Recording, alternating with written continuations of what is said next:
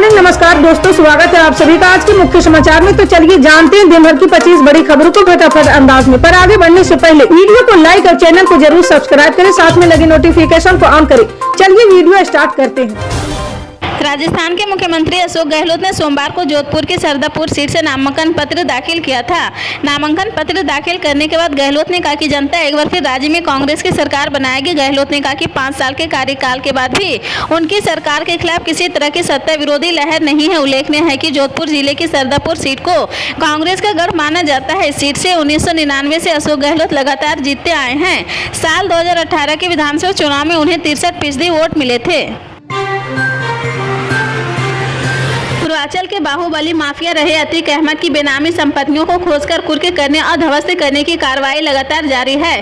Police commissioner Prayagraj के निर्देश पर अतीक अहमद की 12.82 करोड़ की बेनामी संपत्ति को कुर्क कर लिया है। डीसीपी दीपक भूकर ने माफिया अतीक अहमद की बेनामी संपत्तियों में शामिल 12.82 करोड़ का भूखंड की जानकारी दी है। करीब 20 बीघा को बेशकीमती जमीन एक गरीब राजमिस्त्री हुलवाल के नाम दर्ज कराई गई थी। इसमें कुल 16 किसानों की करीब 5.510 हेक्टेयर भूमि शामिल है। यहाँ भूखंड प्रयागराज के एयरपोर्ट थाना क्षेत्र अंतर्गत गौसपुर कठुआला में स्थित है। अतीक अहमद की इस बेनामी संपत्ति को अब गैंगस्टर एक्ट के तहत कुर्क किया गया है, जिसका आदेश पुलिस कमिश्नर रमेश शर्मा की कोर्ट ने शनिवार को गैंगस्टर एक्ट की धारा के तहत दिया था। दिल्ली एनसीआर में सोमवार को भूकंप के झटके महसूस किए गए हैं। भूकंप का केंद्र एक बार फिर से नेपाल में था।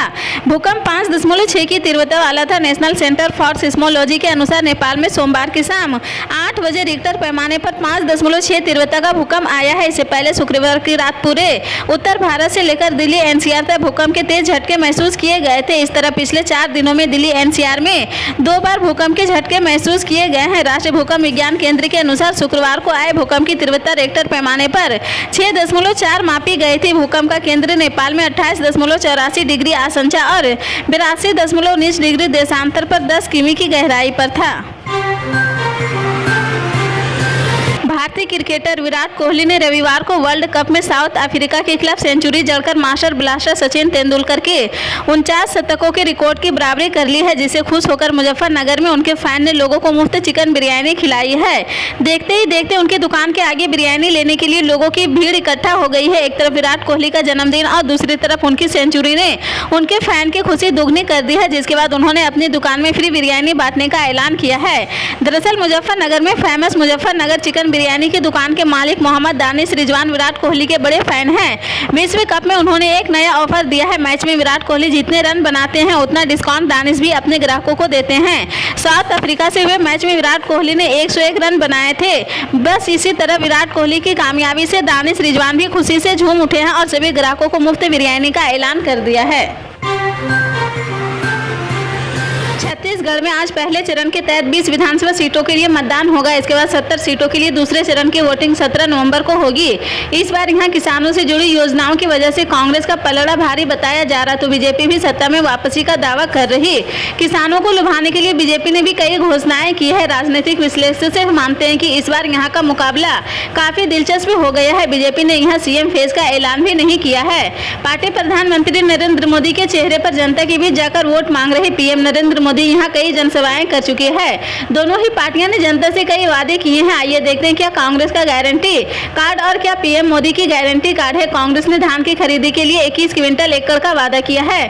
धान का मूल्य कांग्रेस ने 3,200 रुपये प्रति क्विंटल देने का वादा किया है। कांग्रेस ने 17.50 लाख परिवारों को आवास देने का वादा किया है।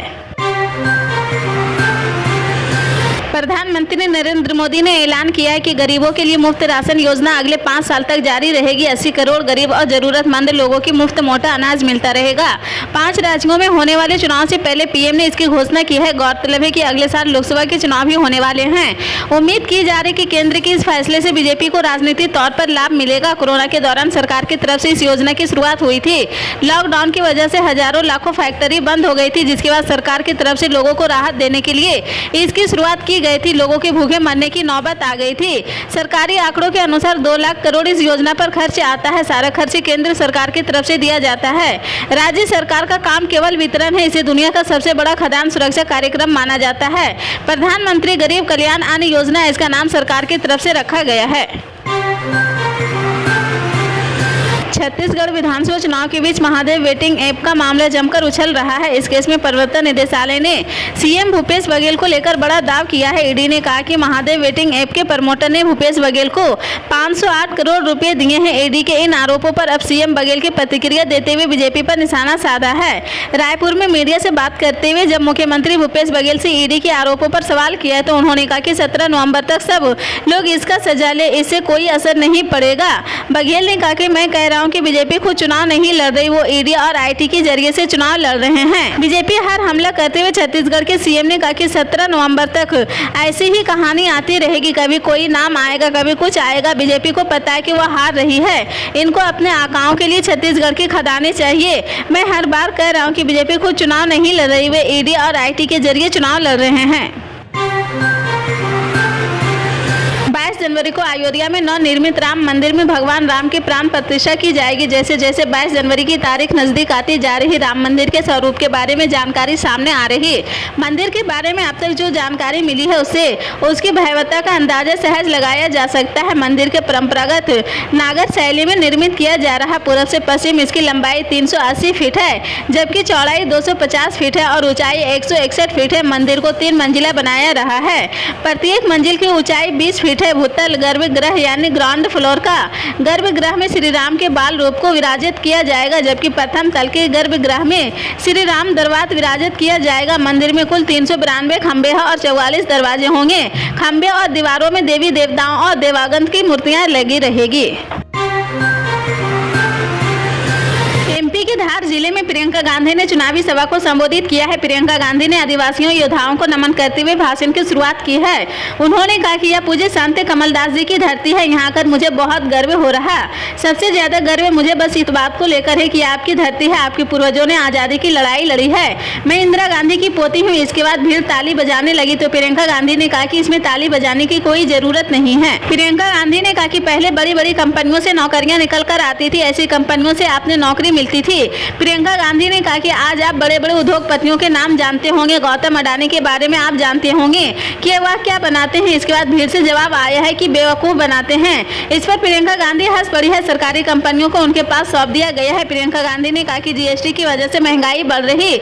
इसके साथ ही प्रियंका गांधी ने प्याज की कीमतों पर हल्ला बोला है। उन्होंने कहा कि विराट ने सेंचुरी मार दी है और प्याज ने भी मार दी है, मोदी जी चुप क्यों है। ऐसे में आप सोचिए कि ये सरकार आपके लिए क्या कर रही है। प्रियंका गांधी ने लोगों से कहा कि आपको देखना होगा कि ये घोषणाएं खोखली है क्या।